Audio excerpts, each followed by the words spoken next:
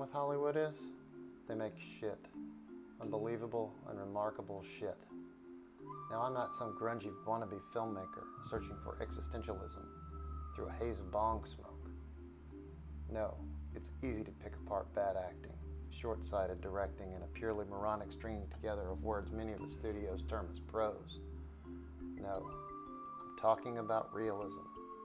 Realism. Not a pervasive element in today's modern cinematic vision. It's the opening lines from Swordfish 2001, some of Travolta's best work, aside obviously from Saturday Night Fever. Alright, so this would just be an experiment in technical analysis and conventions of evaluation for movie reviews.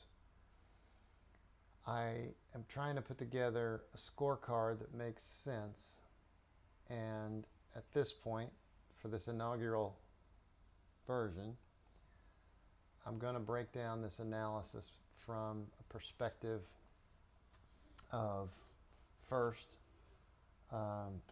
suspension of disbelief. Then I'm going to discuss the primary flywheel of this movie, the genre and the objective. Then we'll get into primary plot devices and storytelling, development of cast and articulation of some subplots and motives, and then wrap it all up with pacing, editing, cinematography, and final conclusions. So, this weekend, Twisters, the sequel to Bill Paxton's fantastically stupid tornado movie, exploded onto theaters. It was expected to do about 50 million domestic box office. It did over 80 million this opening weekend. 123 million, I believe, was the total global haul. So it's a huge success for the studios, which are split between, the way I understand it, Steven Spielberg's involved with Amblin Entertainment. And then also we have some Warner Brothers potentially distribution rights and Comcast Universal. So I don't know how that breaks down. It doesn't really matter. Somebody's going to get right. Somebody's going to make money from the theater hall. Somebody's going to make money from distribution. I don't know if it's going to end up on Peacock or if it's going to end up on HBO Max. It doesn't really matter at this point. The movie has just really hit the post-July 4th summer with, with a big bang. It's directed by Lee Isaac Chung, and notably, Kathleen Kennedy has nothing to do with the movie. That's interesting, and it's also potentially part of what makes it great. Yeah. Well, jumping into suspension of disbelief. This was one of the hard things for me, and my expectations were ridiculously low. I struggle with the first movie just because it's so unrealistic, and it just makes no sense that someone could be so close to something so devastating that they can see cows encircling a tornado and yet not be sucked into it themselves, despite the fact that that's not the way that tornadoes would suck objects into them. And setting all the physics aside, this movie is easily 9 out of 10 as far as believability. Suspension of disbelief is off the charts. The story is far deeper than I ever imagined was possible in a movie like this. And I do fully understand and certainly giving them points and credit for the fact that it is extremely difficult to show something as dramatic as a tornado and the tornadic effects. So I'm giving them some dramatic license there. You have to do things that are not realistic because there's just no way to demonstrate them live realistically, even with special effects. So I get a pass there. It's far more advanced and realistic than the first one, and much more believable. Again, the plots and characters and subplots are just 100% solid realism. Moving on to kind of the movie's primary flywheel, this is a bullseye, 10 out of 10. This is an entertainment movie. It is just pure fun, and it has a secondary story of growth, friendship, redemption, all of these elements that make it fun to watch and make it a joy. The plot, the storytelling, this is where it really becomes surprisingly deep.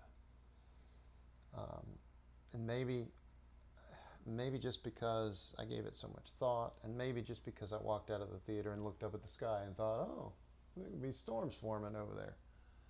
It's a bit of a joke that when men get to be my age, we all become freaking weather experts. But it was just amazing to watch the plot develop on 3 levels.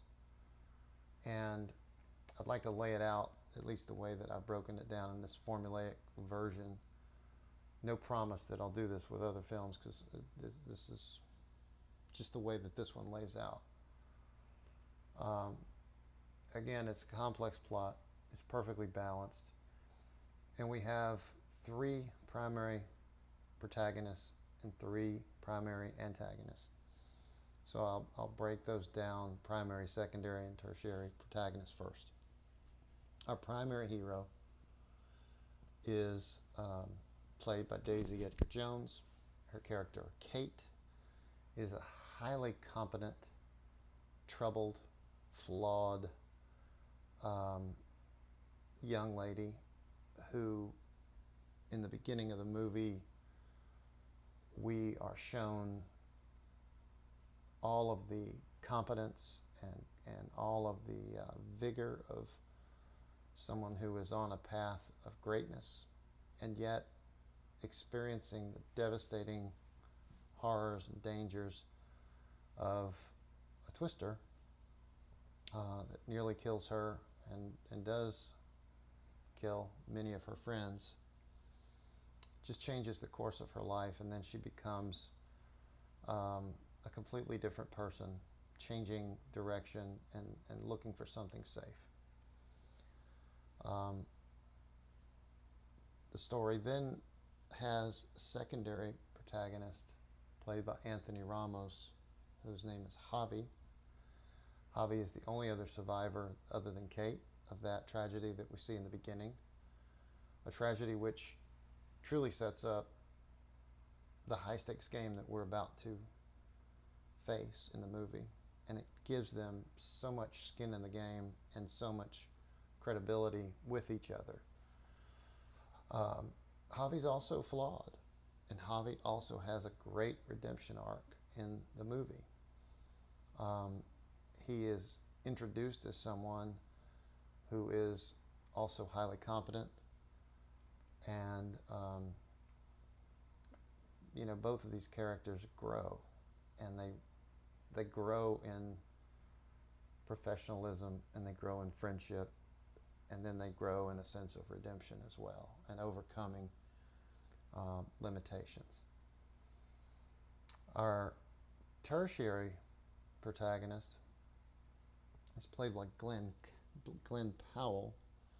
His character's name is Tyler, and he's a competent, although misunderstood, misjudged, and introduced as a suspected antagonist character. What's interesting about this is that we have a female lead who is only valuable to the storyline because she is highly competent. We have a colleague of hers that is her compatriot, partner, and friend, who pivots kind of towards darkness and then makes his way back. And we're introduced to our third hero, Tyler here, who has absolutely no redemption arc whatsoever because he doesn't need one. He's been misunderstood. He's presented as some sort of gung-ho, redneck, tornado wrangling cowboy who's just out there to promote his Google channel, YouTube version of being a thrill seeker and an adrenaline junkie. Those things are total misrepresentations of who the character is, and we have this hard pivot towards the end of the first act of the movie where we learn this, and it is excellent.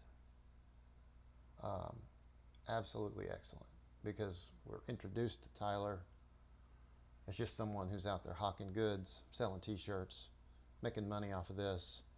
It's just all about him. And it is about him. He is a cowboy. He was a thrill seeker. He is an adrenaline junkie. But those are not flaws.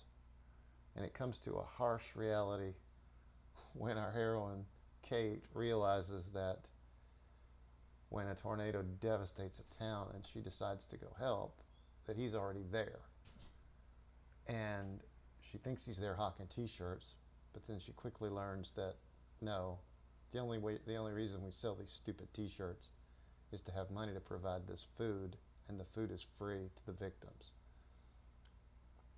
And it's just so great. If you've ever been marginalized, if you've ever been misunderstood, it's just like, oh, they take this white male character and they set him up and play him completely opposite of what he really is, and then they give him no redemption arc because he doesn't need to change. It's so unconventional, and it's so realistic and so believable. It was just pure fun. So moving on to the villains. Our primary antagonist is not a white male.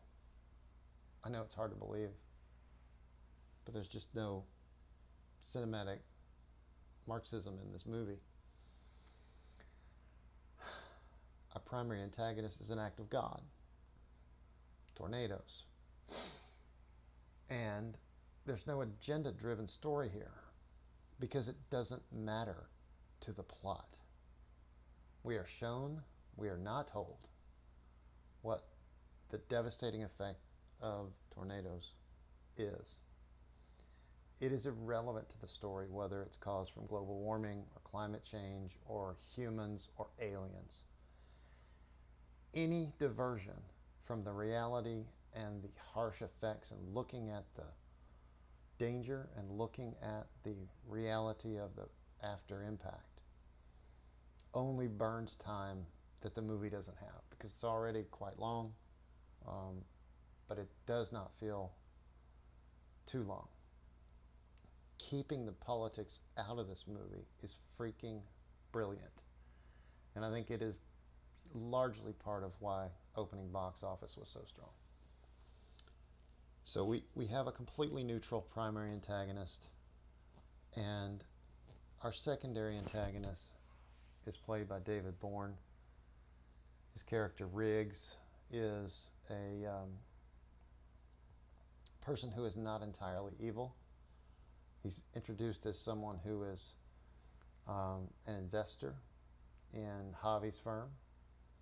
He's someone that is initially believed to be an ally, and then who turns out to be a villain. And he also has no redemption arc because he's driven by greed and power and self-promotion and profit, and we don't waste very much time explaining that. We see that, it's alluded to, we tiptoe into it slowly, and the audience learns about it as slowly and reliably as Kate. Our tertiary antagonist is played by David Cornsweet. His character's name is Scott. He's Javi's partner, and he functions only to provide peer pressure for Javi to embrace the dark side and continue to support Riggs and the profit motives. just to pressure him to pursue greed and pursue power and money. And Scott also has no redemption arc because he's not going to change, and there's no need to pretend that that he will. So, looking into plot devices and the storytelling aspects, we just have excellent development here of the primary and secondary protagonists from the tragedy that they survive. And we know that because they've lived through this devastating, horrible tornado in the beginning, that we're going to revisit that. And we know that the grand finale of the movie is going to be something much worse, although the opening sequence is pretty bad. Because it is so realistic and so much more than the first movie. But we pick up the story after they're surviving the initial tornado when they're in school, and they reconnect 5 years later. They've both gone through some development. They're both highly competent, and Javi has matured quite a bit, having spent time in the military, and Kate has, diverted the course of her life, working now for the National Weather Service in a nice little convenient place where she's insulated away from all tornado activity, but yet got her finger on the pulse at the National Weather Service in Washington. But as they reconnect, this quickly leads into them being back in the heart of Oklahoma in Tornado Alley. And we see that, it's in their blood, and we revive her desire to try to tame a tornado, which is the central theme, is that she was trying to come up with some scientific way to help control storms, bring them down, and make them less powerful or stop them altogether.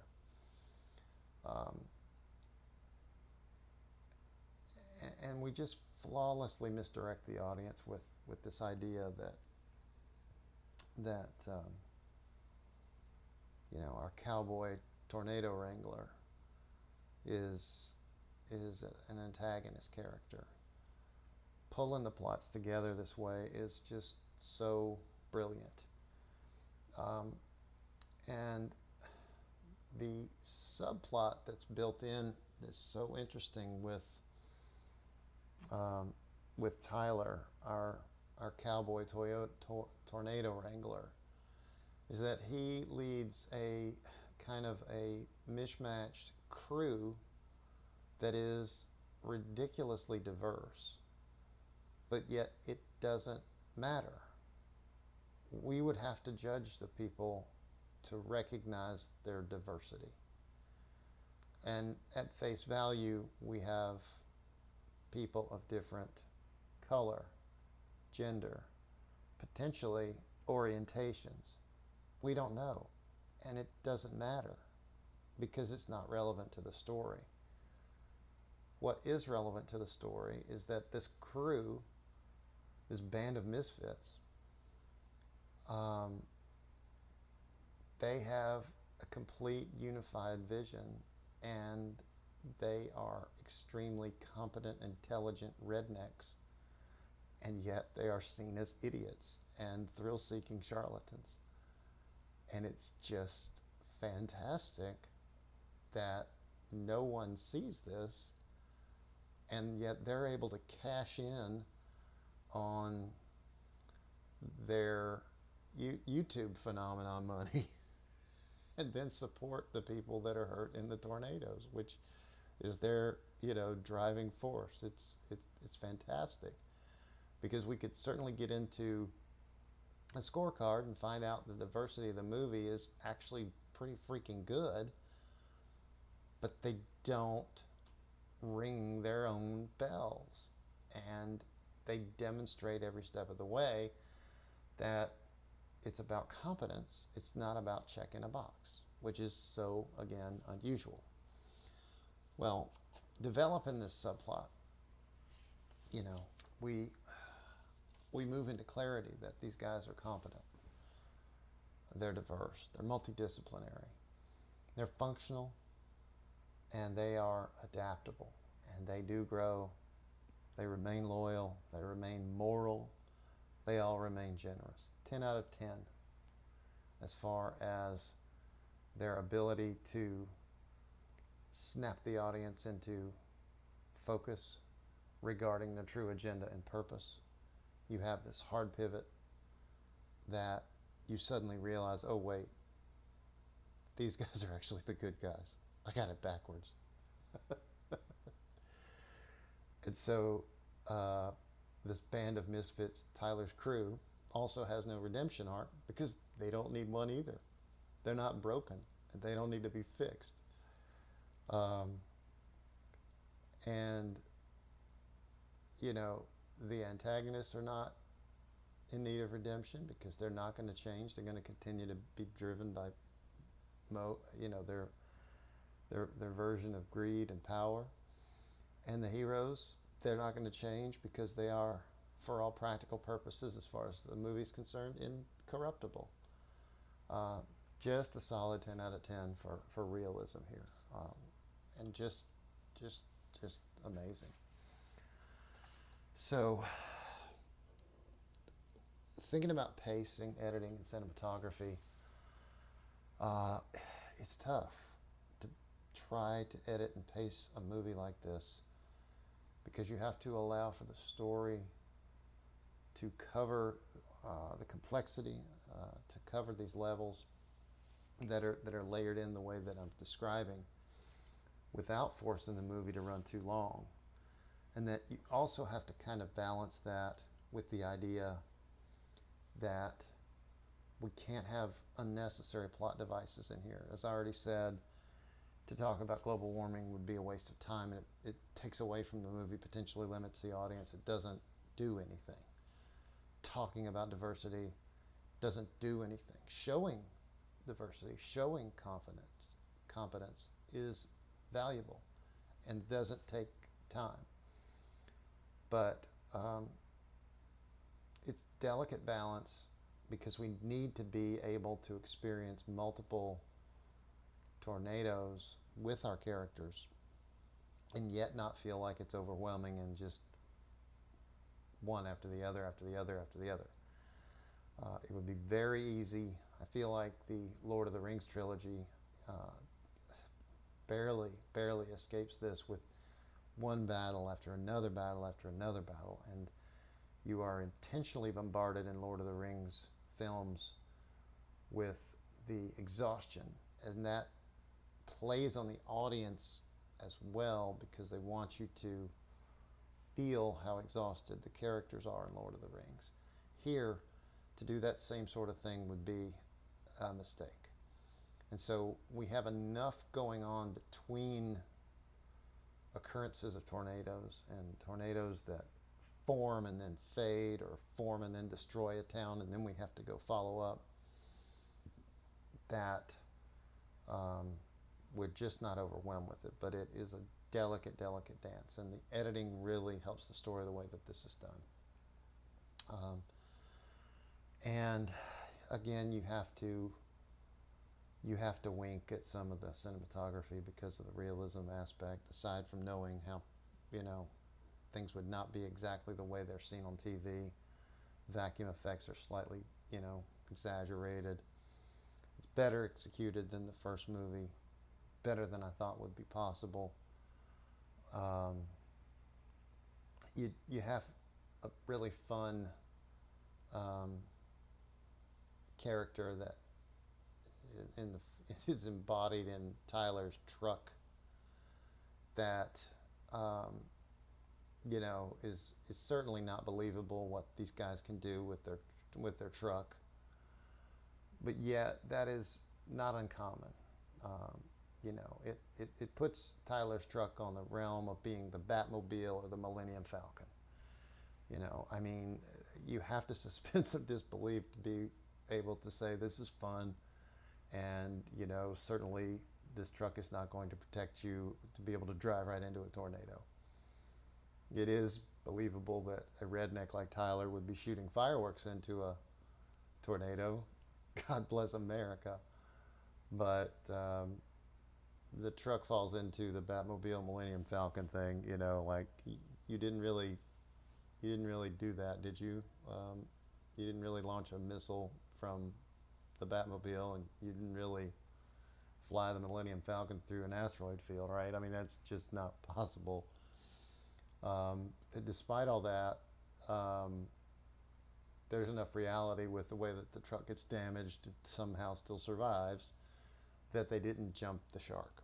And that is just a great way to, um, put together a film that is enjoyable, that has a lot of action, and then yet at the same time is,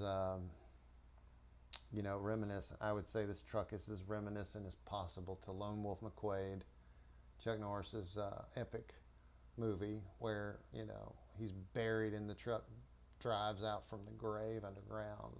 We don't have anything quite that unbelievable here, but it's pretty doggone close. Um, you know, the movie's purpose is entertainment, is a slam dunk. Um, if we just try to break this down into numbers, it's not going to work. I mean, the things that it executes extremely well, exists extremely well, but it's not the greatest movie of all time. I think it's definitely something you want to see in the theater. I think it's written far better than I ever thought was possible, and it's just a slam dunk in terms of entertainment. It's just fun, and it is so refreshing to see something that's actually well written. And it's also easy, I think, to misinterpret and just think, oh, well, this is just a way to get out of the heat, and whatever. There's some complicated storylines here, and it is really nicely done. So I hope you'll enjoy it. I hope you go see it in a theater. It's probably going to struggle this coming weekend as Deadpool and Wolverine opens, taking away a lot of the higher end theaters, which will probably reduce the average ticket price. Although it'll still be available on plenty of screens, they just won't be the super premium screens, and it won't fetch the super premium pricing. So it'll be interesting to see what kind of money it makes. It's also possible that Deadpool and Wolverine sell every seat out in every theater, and then you show up at the theater and you can't get into Wolverine, and you go see Twisters. So that's kind of a possibility too. But we'll see how that goes. And then again, I hope you enjoy the movie, and I'll do my best to keep doing these kinds of analysis videos if they turn out to be valuable.